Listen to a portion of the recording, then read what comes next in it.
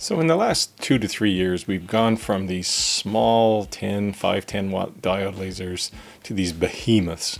And in this video, I'm going to review the latter. I'm going to look at the Creality Falcon2 Pro 60 watt, so stick around.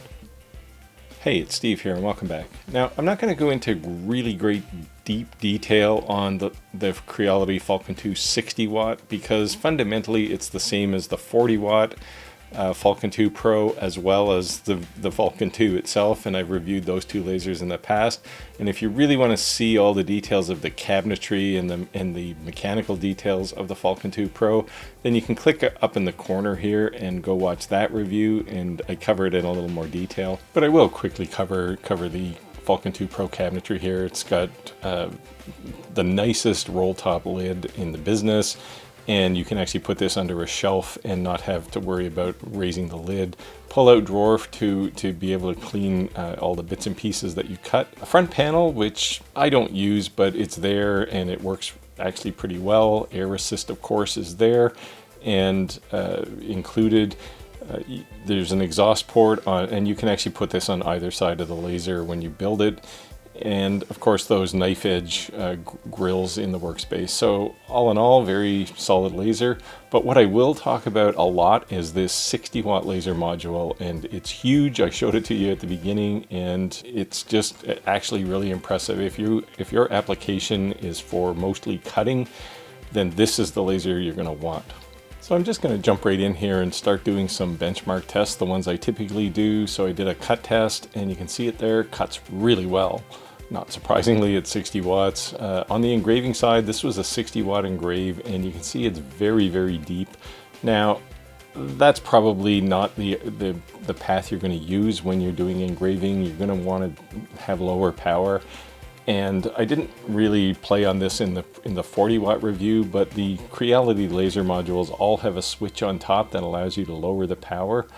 And you can just press and hold it and it will jump between modes. In this case, there's 3 of them, and they go from 60 watts to 48 watts, I believe, and then 22 watts is the lowest power one. And that's the one you're going to want to use for the engraving. And that's what I used for the rest of the testing here, because it's all engraving and I wanted to maximize the capability of the laser.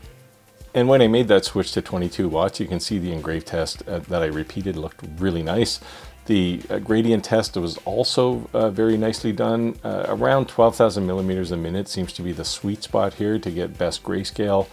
And I used that to engrave the dog. Now, all flaws in the material aside, it actually came out pretty nicely. So all in all, I'm pretty happy with the benchmarks. It's very consistent. Now keep in mind, when you do that power switch, you have to do that manually. So what you're going to end up having to do is do separate layers in Lightburn. So you would do your engrave layer first, then do the power switch, and then do the cut layer. It's not quite as convenient, but it's actually nice that you have that power when you need it, or engraving when that's what you want to do. So keep that in mind. From here, I decided to jump into some actual cut tests, and I'm trying to do one-pass cuts, and I have this thick piece of plywood here. It's almost 12 millimeters. Jumped into Lightburn and did some settings, 350 millimeters a minute and 100% power, of course. Started the job, and you can see it going here in real time towards the end. And when I looked at it, you can see the cut. It's a little dark, but it cut through in one pass, and I was pretty impressed. So I did a couple of multi-pass tests here, lower power, higher speed, and you can see the output came out much nicer. I'm not a huge fan of massive power for trying to plow through things on one pass, but using that power and exploiting it for multiple passes to get clean cuts is definitely the kind of thing you want to do. Next, I took some pallet wood. This stuff is around the same thickness as the plywood, but it's some form of hardwood, and I did a one-pass cut there and it came out okay, but a little dark again, so I did a multi-pass. Again, lots of power, but much more speed, and you can see it came out very clean, and this was around, I don't know, 10 or 12 passes. So typically you want that power, but you also want to do multiple passes, so you're not just trying to burn your way through a piece of wood. Third, I tried some solid maple. This stuff is about 23 millimeters, so basically an inch thick, super hard. I tried a single pass with lots of power, 100%, and going very slowly, as you can see. And no matter what, I couldn't quite get through. This stuff is just very hard. So what I did was I did more multiple passes, again, 100% power, but going much faster, and that managed to cut through, and you can see it actually came out really clean here. So all in all, not a one pass cut, but this laser can clearly cut through solid maple as well, and do a really good job at it. So Creality claims you can cut 0.3 millimeter stainless steel. I don't have that, but I do have this 0.6 millimeter blade. So I put that in the laser, and 100% power. I'm going really slow here. And you can see I just didn't get through. I'm not surprised because it is out of spec, but at the same time, it did a pretty impressive job.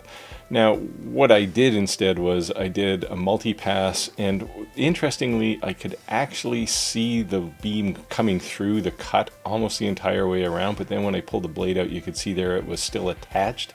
And I think what's happening here is it's actually melting the steel and then reforming it behind the laser when it cuts. There's a couple of places there where you can see a hole, but it's basically annealing, which leads me to an interesting experiment for the future, which is to maybe put two of these blades together and see if I can actually weld them with this laser, and it's an interesting test. So maybe I'll do that when I have spare time.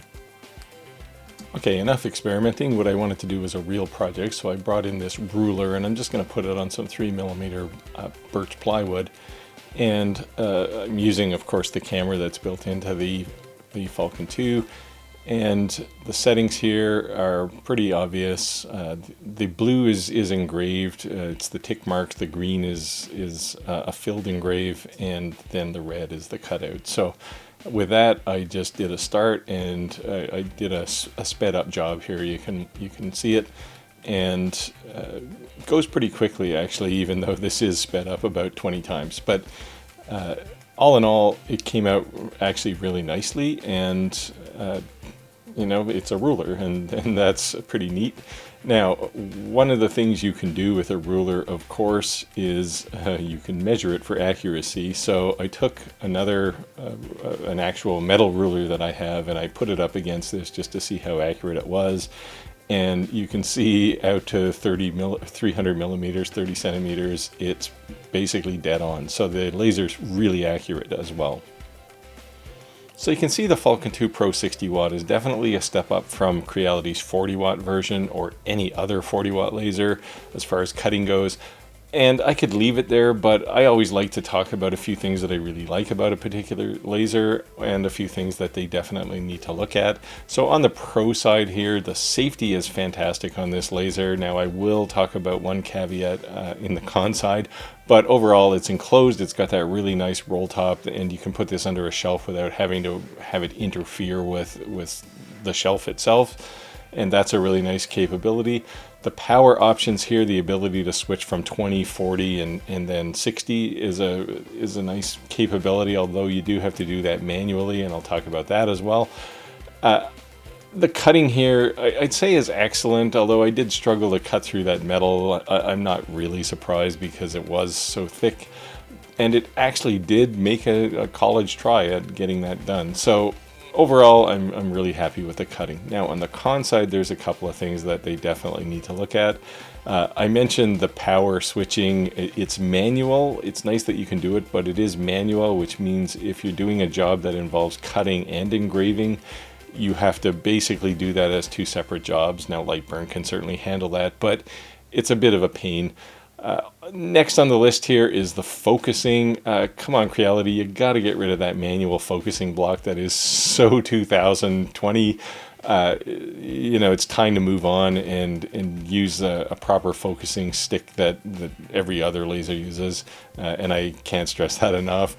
And finally on the list here, I question the claim that this is really a class 1 laser. As I was cutting, I noticed on my shirt there was a bright blue bar across my shirt. Now, when I actually investigated, it was a gap in between the laser frame and the cover, the roll top cover. And that was basically me, but at the same time, that should never be a possibility. And, you know, you really have to be careful, certainly when you assemble it. But I think there's other things Creality could do, maybe interlock that front panel on the laser with the actual frame. Anyway, we'll call that a video. I will, if you're interested in that ruler that I created here, I'll put that and a bunch of other tools that I typically create in my shop in a file up on the member site. If you're not a member, you can become a member. Click the join button down below. But those are just tools that I use. I typically cut them out of acrylic, but here, if you're using a diode laser, you pretty much have to use wood. So I'll put those there. And I'll put an affiliate link to this laser down below. If you're interested in buying this or the 40-watt version, click one of those links. It doesn't cost you any more, but it greatly helps the channel. Anyway, with that, we'll wind down. So I'll say get out there, make your world, and I'll see you next time.